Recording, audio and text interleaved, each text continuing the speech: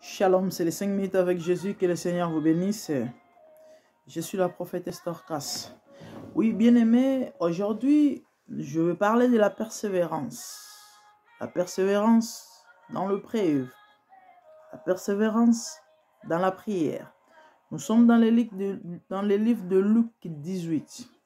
Un passage que nous connaissons tous. Je commence à partir du premier verset. Il est écrit: Jésus leur dit une parabole pour montrer qu'il faut toujours prier et ne pas se lasser. Souligne cela. Prier et ne pas se lasser.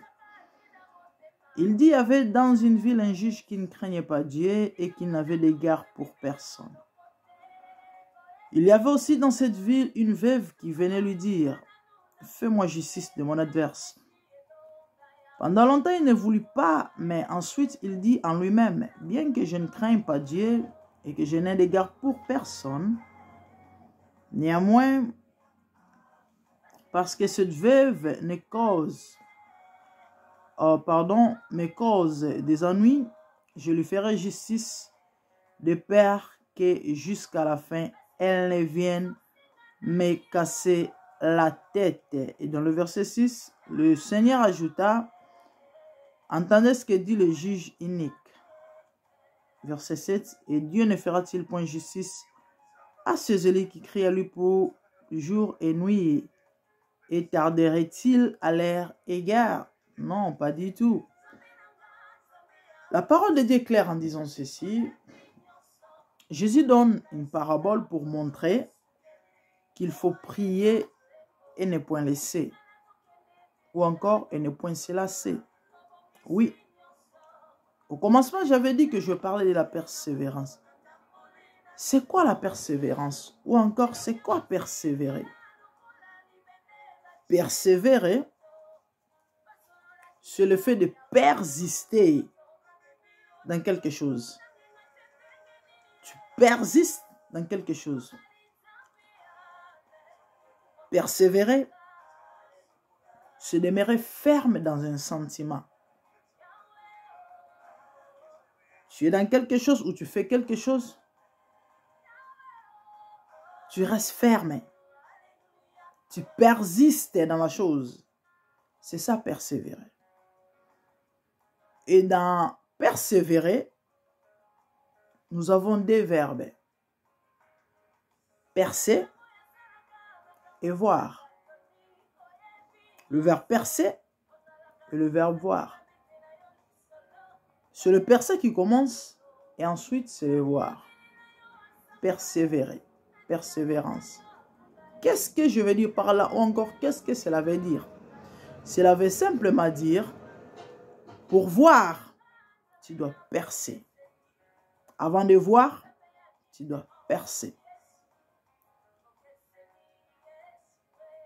L'Éternel apparaît à Ézéchiel en lui disant: viens, je vais te montrer les abominations qui sont en train de faire les enfants d'Israël. Et il dit à Ézéchiel: perce la muraille. Ézéchiel était devant la muraille, mais il ne pouvait rien voir. Il fallait qu'il perce la muraille pour voir au-delà. Et après qu'il perça la muraille, c'est alors qu'il a vu les abominations. Ou encore, c'est alors qu'il vit les abominations. Ma sœur, tu veux voir? Mon frère, tu veux voir la bénédiction, la gloire qui t'attend demain, ou encore que Dieu t'a promis, qui t'est réservé, le succès, l'élévation? Tu veux voir les promesses s'accomplir ou se réaliser? Tu veux voir ce que Dieu t'a dit, c'est réalisé? Tu as tout intérêt de percer. Si tu perces, tu verras. Si tu ne perces pas, tu ne verras jamais. Matthieu 7, c'est toujours Jésus qui nous encourage ou encore nous fortifie dans la prière en disant, Matthieu 7, nous connaissons ce verset: demandez, on vous donnera. Cherchez, vous trouverez. Frappez, l'on vous ouvrira. Tu as demandé, on t'a donné. Tu dois chercher maintenant. Et ensuite, tu dois frapper. C'est ça, persévérer. Persister. Continue à prier ou encore continue de prier. Ne t'arrête pas jusqu'à ce que tu voies. C'est ça, persévérer. Si tu n'as encore rien vu, ne t'arrête pas. Si tu arrêtes, tu ne verras jamais. Persiste. Perce. Et tu verras. Que le Seigneur vous bénisse. C'était les 5 minutes avec Jésus. Abonnez-vous massivement. Et le Seigneur vous fera du bien. Quant à moi, je vous revois prochainement. Merci beaucoup. À plus.